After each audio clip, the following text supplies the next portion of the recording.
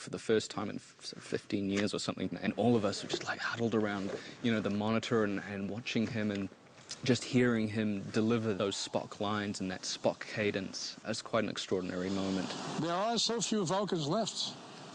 We cannot afford to ignore each other. He's not just an actor by any means. He's a writer and a director and a photographer and an art collector and You can imagine that on paper that seems like a kind of a daunting task.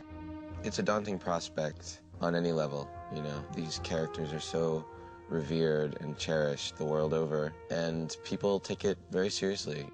Well, they sent me some footage of him. I immediately saw that there was enough resemblance and a load of talent. No problem. Thank you very much, and let's go to work. We wanted to make sure that he didn't have pressure to impersonate him or to be the same character. This goes back to the premise of the movie, which is that there are slight alterations in the universes from what came before. So this is a new story, and as such, the characters are in situations in which none of the original actors ever found themselves. If the time continuum was disrupted, our destinies have changed.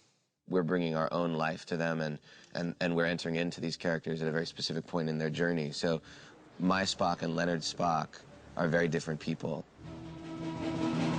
On the other hand, the spirit of Leonard's performance as Spock is so clearly present in what Zachary was doing, because they're both very smart guys approaching the same character.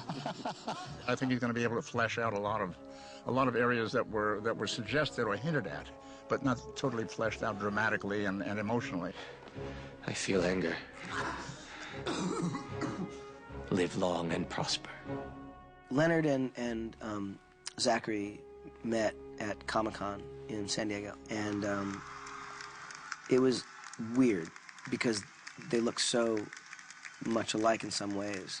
It was a very sort of surreal moment. They like timed it so I walked in just as he was like getting out of his car, and then we were like all of a sudden just in this elevator. It was like really kind of bizarre to be then. I was like, "Hi, Leonard." And then his first real words to me, he was getting out of the elevator and he was like, "You have no idea what you're in for." The coolest thing was being backstage, and Mr. Nimoy's wife, Susan, was back there, and she was looking at Zachary, and she said, "This is creepy." Leonard was incredibly helpful to Zachary in terms of talking him through not just sort of, you know, practical things about ears and eyebrows, but just about sort of what the character meant to him and how to approach it. How you doing? Okay, good. How are you? Good. He was incredibly generous with his time and his energy, and that made the initial entry into the preparation a lot easier for me. When you say fascinating, I'm going to respond with yes. We talked about how I arrived at certain aspects of the character, a certain kind of way of thinking through the thought process of the character, posture, physical posture we talked about. A lot of the things that we talked about were much more rooted in the psychology of this character and sort of where he comes from and how he looks at things. But I'm very protective of it's interesting because I'm not usually like that, but I feel like a lot of the things that I spoke to Leonard about, I'm really interested in just sort of keeping for myself.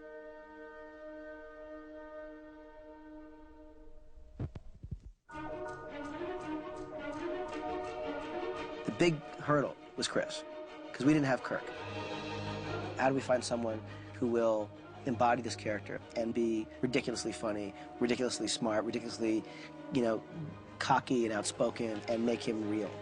A lot of people came in, incredible actors, and there was one day we were in casting, JJ and I, and in the waiting room, Zach had showed up, and Chris Pine happened to be there the same day. I ended up reading with him there with JJ, and I knew right away. I was like, that's the guy. It's just, there's just something about him, you know. As acting captain of this vessel, I order you to answer the question. Well, I'm not telling, acting captain. Chris just came in and just killed it. Oh, baby, I'm the smartest. Hey, ladies. Anything else?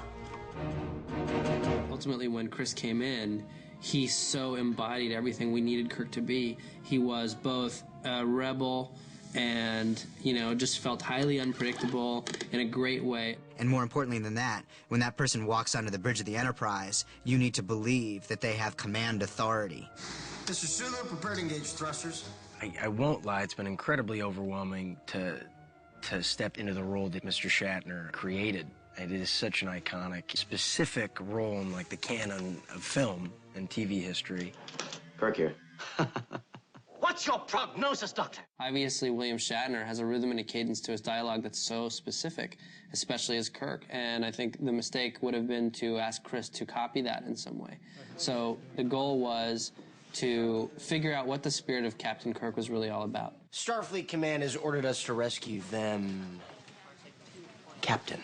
I talked to JJ about it in the beginning of the process, and we kind of made a mutual decision that it would be a mistake to try to recreate what Mr. Shatner had done and to kind of forge a new path. And there's certain qualities of Kirk that you can't ignore and that it is in the character, but to try to mimic Mr. Shatner would just be a mistake. It's Captain James Kirk, Spock, USS Enterprise. True. Chris Pine isn't good at acting, but he is good at push-ups.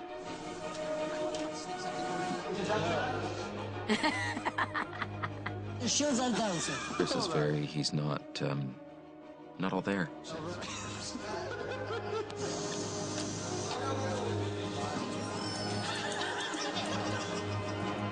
Chris is awesome. He's a wonderful actor. He's a great guy. He does a fantastic homage to Shatner. He can take it till you're laughing yourself silly, or he can take it where you go, that's a tiny bit of Shatner that he's just letting in there to remind us that that's who the guy became. You know, it was fantastic.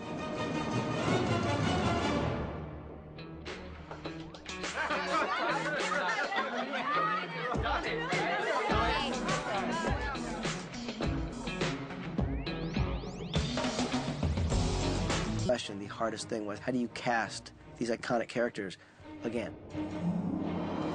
How do you have new actors come in and give them the rope and the freedom to go out and create a character of their own, but simultaneously have the heart and the persona that these great actors had created for the last 40 years?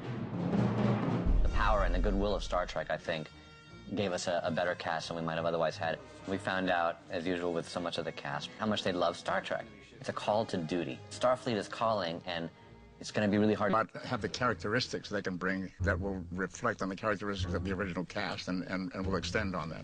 To find Zachary Quinto, who, you know, Spock was like, we just couldn't understand how we were going to ever find the right guy to play Spock. We were amazed and relieved beyond words to find Zachary Quinto. It was a board about this new Star Trek movie that they were doing, and somebody wrote something about me playing Spock on it. And it really ignited this idea in me. I was like, I want to play Spock.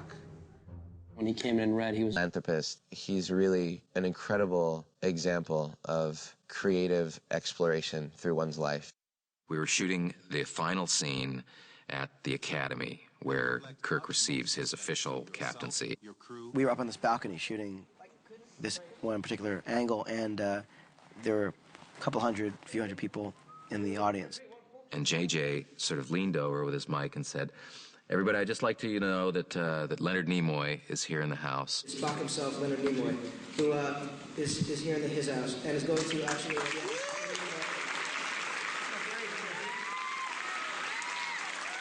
And he went over the balcony and sort of waved and did the Vulcan, salute.